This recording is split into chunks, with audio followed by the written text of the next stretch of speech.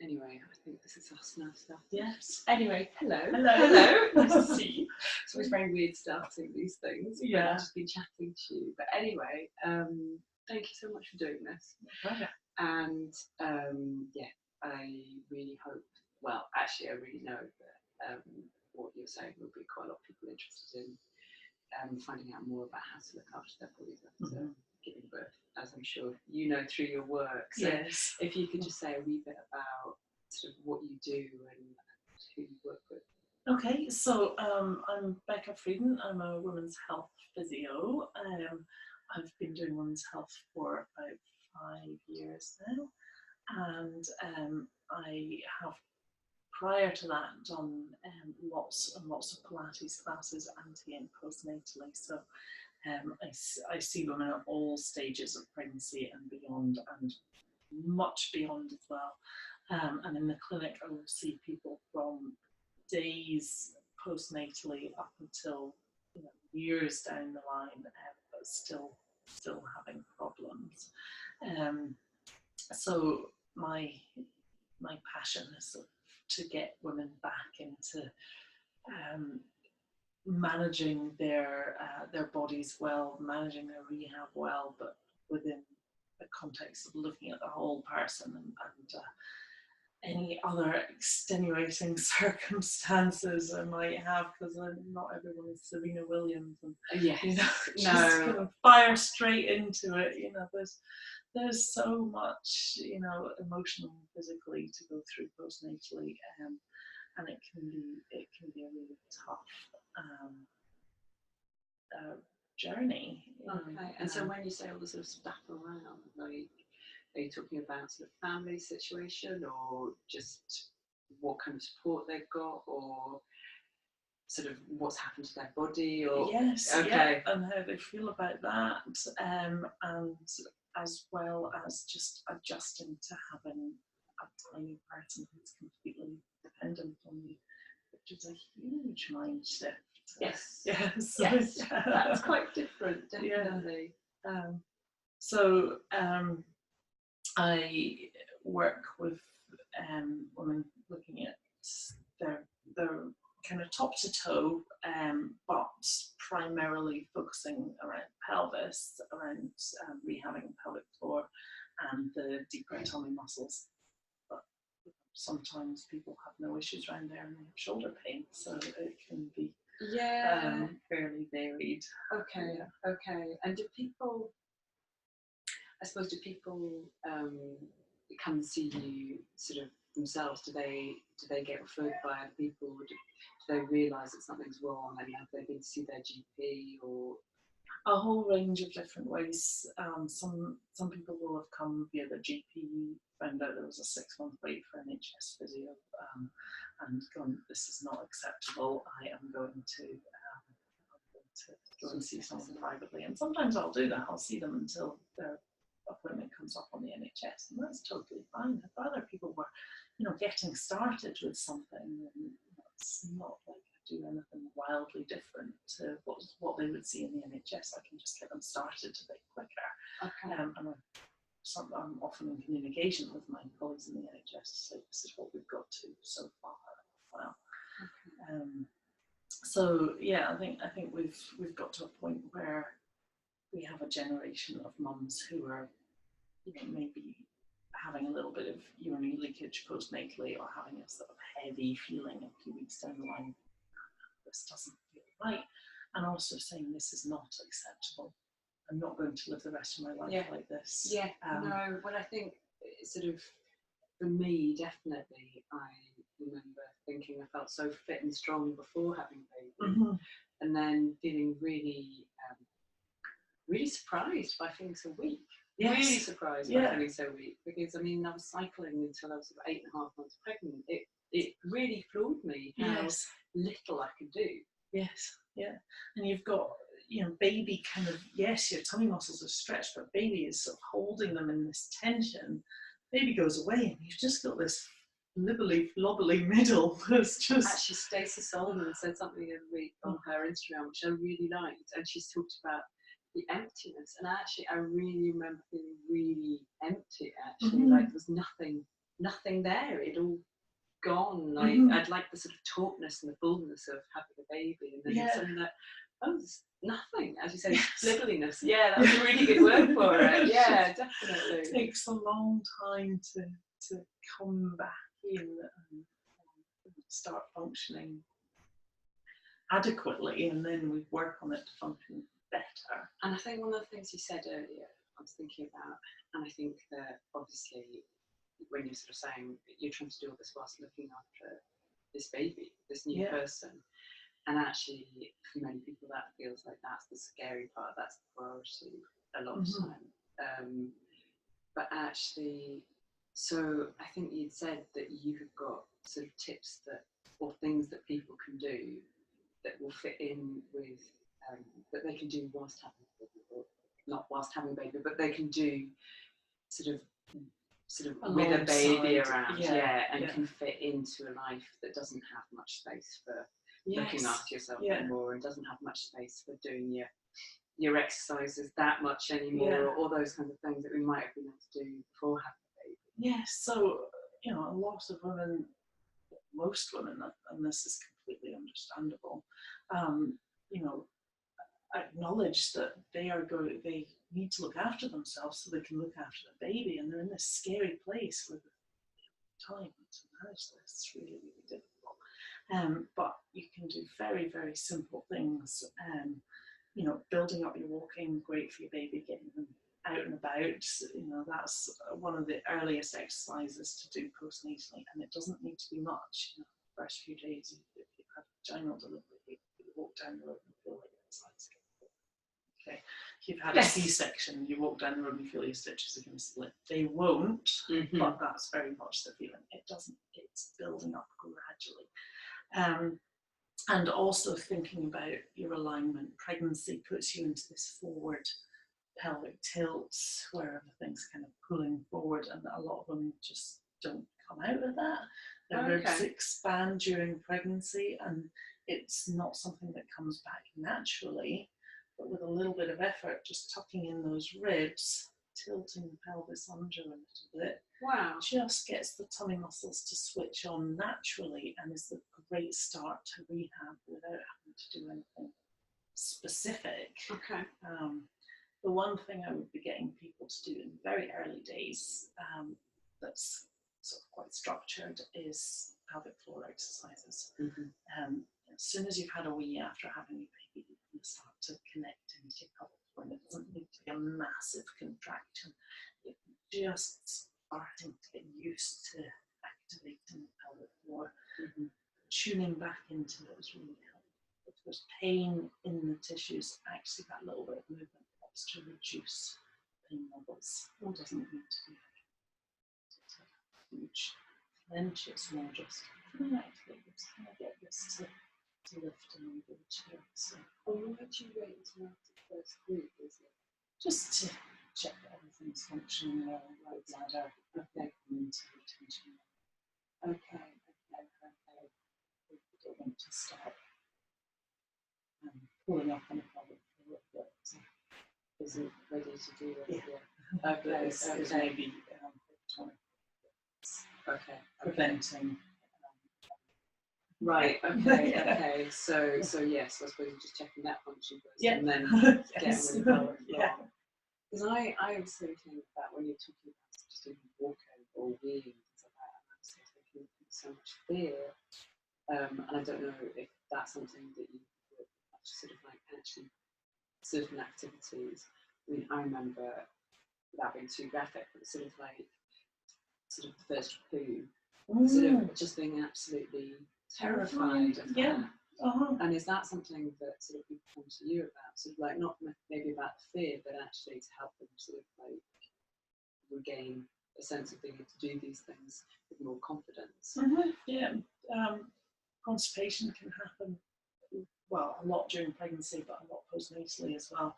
But even doing a normal poo when you're trying to deliver can be tough. So what I get people to do is just to wrap toilet paper around their hands and just put quite a bit of pressure up on the perineum. I'll get my pelvis model out. I haven't got my actual perineum. I think that'll be a different kind of video.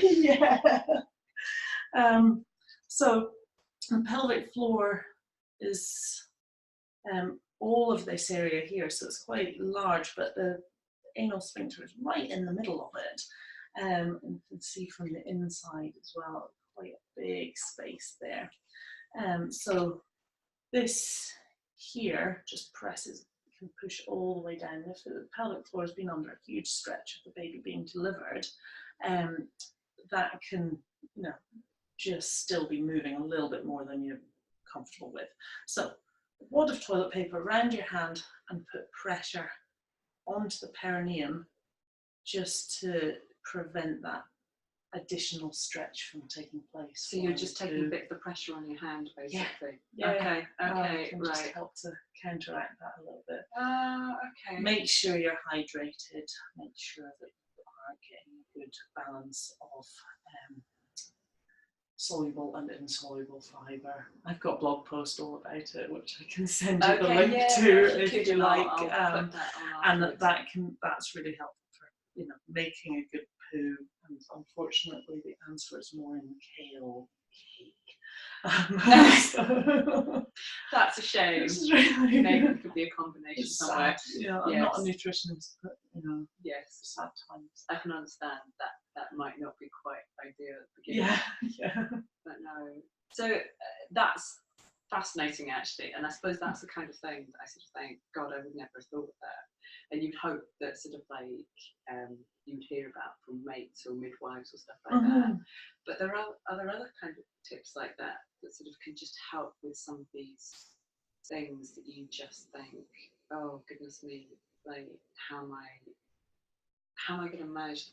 I mean, I suppose one of the things that keeps on coming up for me working with women is incontinence. I mean, that's obviously something that people talk about because it's such a sense of shame, it's such a sense of lack of control. It can be really traumatic when it happens. It's horrible.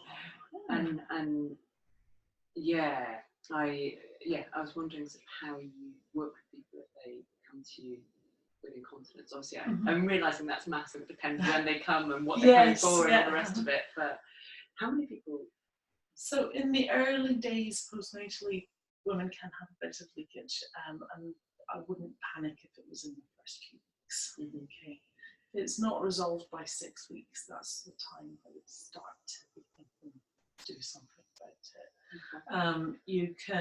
Your pelvic floor exercises are really important in managing continence, but you might just not have a good control of some parts of the pelvic floor. So there's a kind of figure of 8 of muscle that wraps around the urethra here. And some women, although they've got great control in the deep pelvic floor, that bowl of muscle there and around the anal sphincter, maybe don't have great control around the urethra.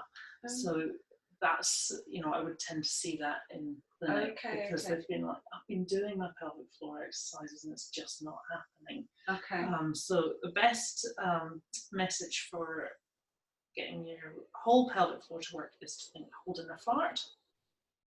Okay, but sometimes I need to get more specific with women and say close over at the back passage, close over at the front passage, and then lift everything together. Okay. So that's kind of recruiting all of the more on the surface and the deeper muscles there as well. So you're sort of helping people think about different muscle groups that actually have to really get them to sort of really engage sort of which parts they're working with. Okay. And if someone's had a C-section, although you might not immediately think that will affect the pelvic floor, the section cuts through the connective tissue in the lower part of the tummy, which has an immediate impact on how the bladder sits and also on the kind of contractility of the muscle here. So it doesn't pull up, it's just not pulling up as well as it should be. So unfortunately that doesn't excuse you from pelvic floor issues.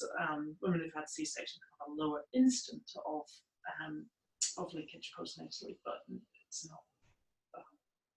So saying all of that, absent. Like if you've been doing, is it worth doing sort of your pelvic floor exercises during pregnancy? Yes, it is. Definitely. Okay, so that can sort of, because I was sort of thinking, is birth not going to sort of undo everything anyway because it's because it's hard work, because your body is taking such a strain? Or will it make a difference if you're doing your exercises? No, I think it's really important, because a well-functioning pelvic floor needs to contract and completely relax. You know, if it's tight and you can only contract and release a little bit, that's not good function. So actually, that can be quite a weak pelvic floor that's kind of tight. And so during pregnancy, if you've got that issue, you want then to think, you know, a little bit more of a lift and then complete release. Okay. So if you can strengthen the pelvic floor, you can also relax and let it go, which is vital for delivery. Yes, okay, that makes a lot of sense. Okay, yes. Okay. When you're doing your pelvic floor exercises, there is equal emphasis on release as well as the contraction. Okay. Yeah, I hadn't thought about that, but obviously, yes, being able to relax your pelvic floor as well as hold it is going to be quite useful at that point. Yes, and I work with some women who struggle more with the release end of things and end up with more kind of pelvic pain, painful sex issues, rather than it all being about the leaking and not being able to control things. Okay.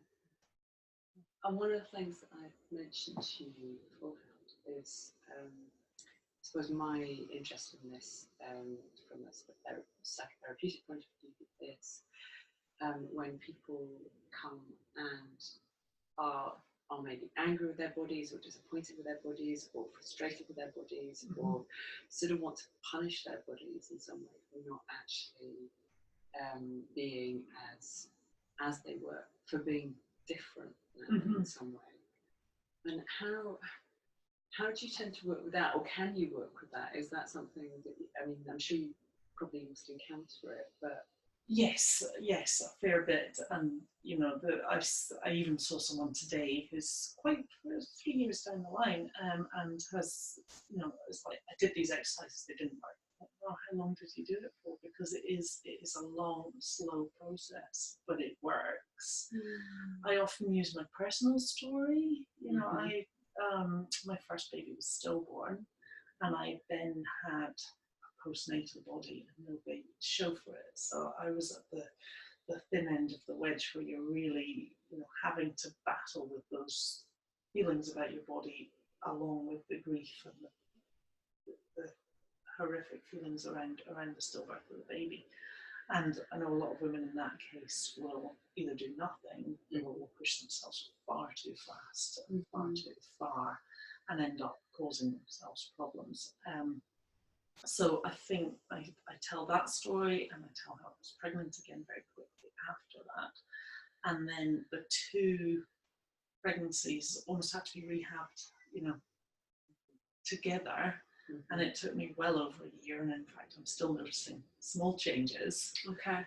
But I say, you know, I still have a bit of a separation in my tummy muscles. The pelvic floor isn't fantastic. The exercises are boring. I forget to do them. I'm in that position. I know what it's like. You know, but I've also got there. There's nothing that I can't do, but it takes time, and it's, you know, it's frustrating to hear that, but it's also kind of reassuring to hear that, because then you hear that, you know, everyone else is really in the same boat, and it's really encouraging, you know, on social media that there are new mums who are prepared to show the real process of rehab, rather than the airbrushed, you know, Beyonce with her twins. So just, you know, or what happened there. I can't remember who it was that went back on the catwalk within 6 weeks or whatever.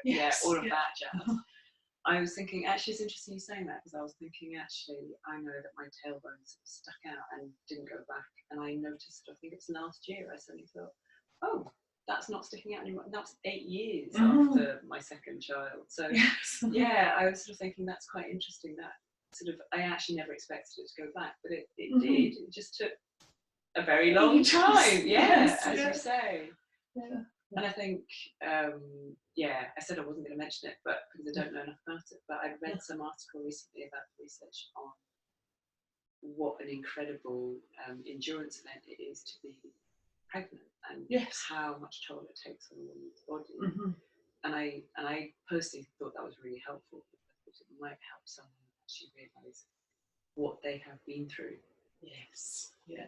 And sort of when they come and see you, actually they've been through sort of, it's not just the birth, they've been through the sort of bits prior to the birth as well. Yes, absolutely. And you're saying you could have had sort of like sort of 2 pregnancies very close together as well, and sort of the cumulative impact.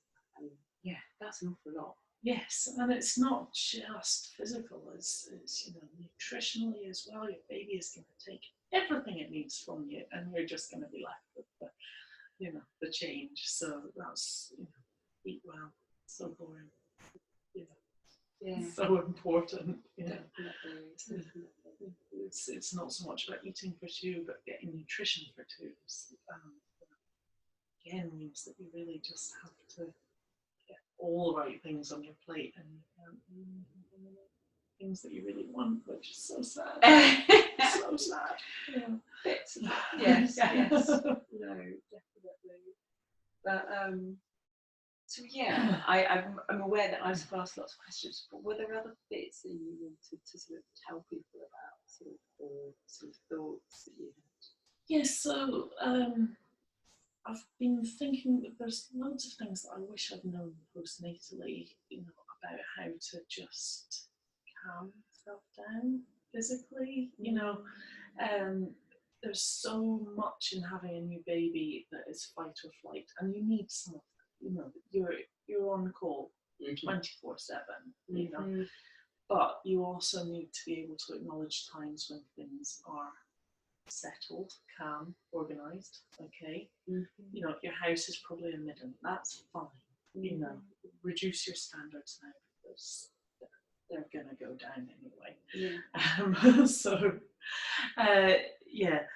it's about saying, okay, baby's safe, settled, playing or sleeping. I can take a minute to myself. Focus on the breathing. That's something I've not mentioned, and that's really important, is to get your breath back down into your belly, your diaphragm functioning well after it's been all squished up at least half of 9 months. You get it to yourself for the first little bit, and let it get in, taking a deep breath where you can feel that breath coming down into the belly, into the back, just making sure that you're letting everything open and expand. A lot of women are really, really tight in the low tummy and don't let that kind of movement happen. The diaphragm, again, a well-functioning muscle in your tummy muscles, needs to release as well. So really important to be able to get. And when I say an abdominal breath, it's not just in the front, it's all the way around. So get the diaphragm moving, so your back's moving a little bit, your front's moving a little bit. It's helping to nourish your internal organs, because that 24,000 breaths a day is just helping everything just move nicely as you do that. I was struck, because actually I hadn't thought about that you're in fight or flight necessarily when you've got the baby, but that's really true. But I was thinking then, yes, if you'll use your sort of sympathetic nervous system, then also need to be using, as you say, using your breath to sort of allow you to use your parasympathetic nervous system to bring you back down again. And that excursion of the diaphragm helps to bring you back into autonomic balance, which basically means reduce that fight or flight and just increase the rest and digest side of things. Another great thing that you can do is just, when you're focusing on your breathing, start to make the exhale longer than the inhale. So inhale for 4, exhale for 8. Doesn't need to be at any particular pace or anything like that. There's a great app you can get called paced breathing, just to help you work out what feels like a good level for you, and that can just help with that as well. And another way to access the parasympathetic system is to get your hips higher than your head. Lying down your back with your bottom on a pillow, just for a minute, can be a really nice way. And even if your baby's awake, them sitting on your chest, bouncing up and down while you do that, just going things just to feel a little bit calmer. So sweet thing to do. I didn't realise that one. Is that why people get you doing like handstands and or headstands and stuff like that in yoga?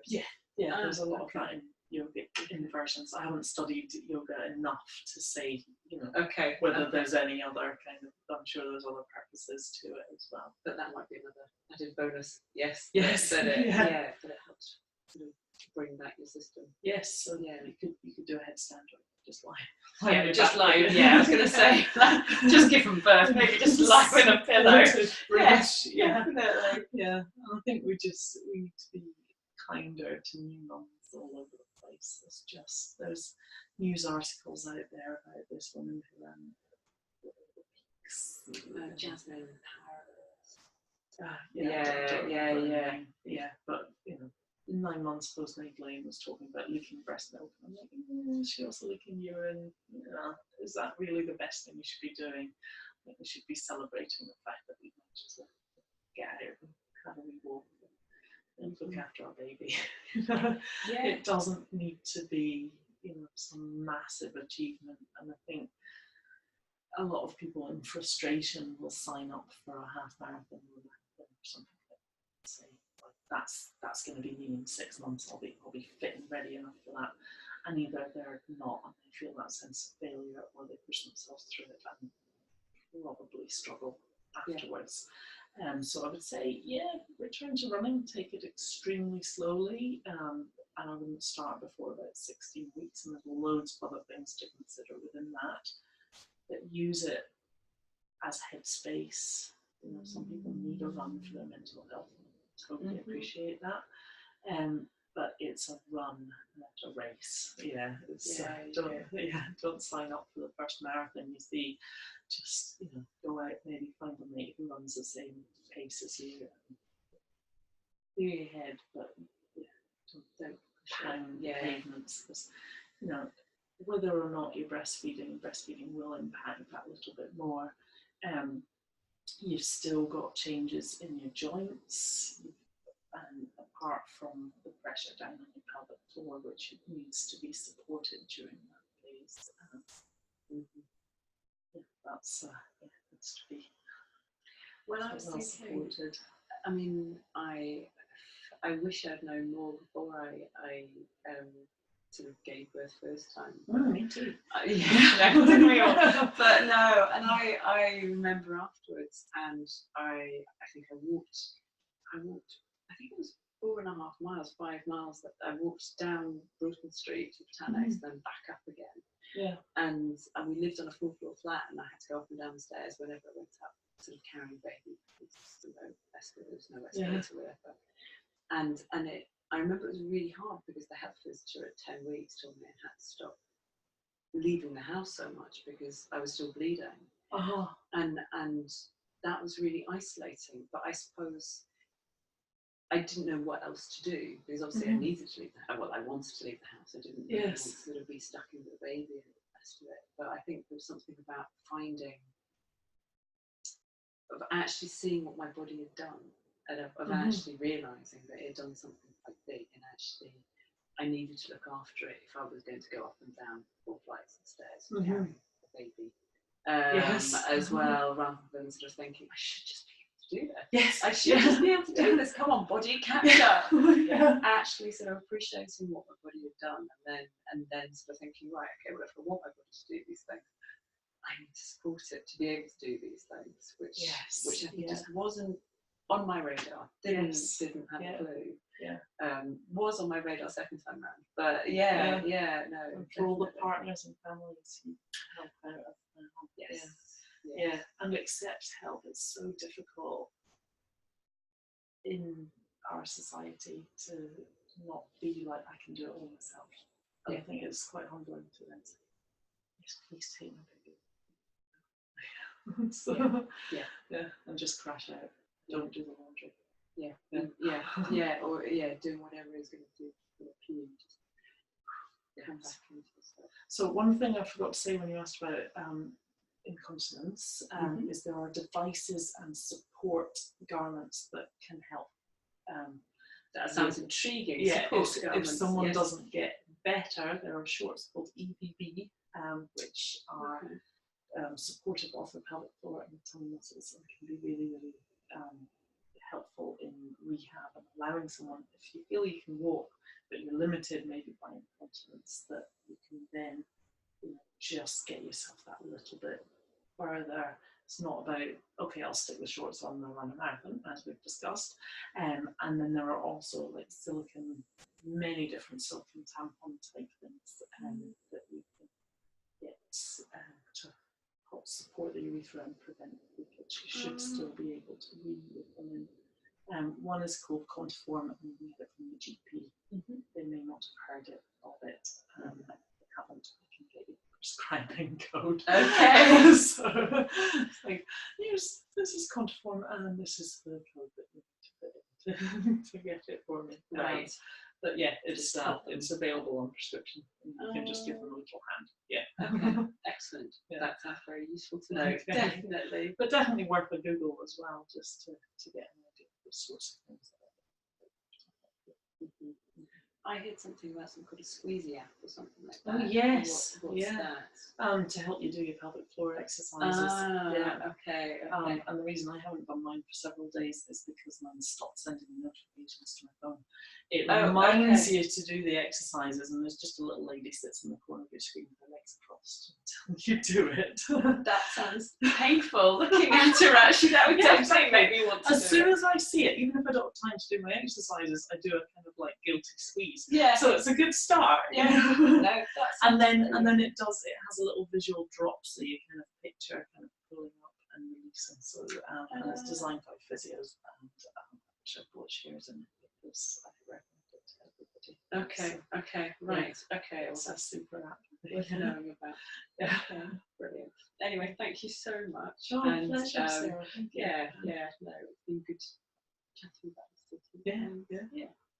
Maybe I'll get into webinars and to return the favour. Indeed. Yeah.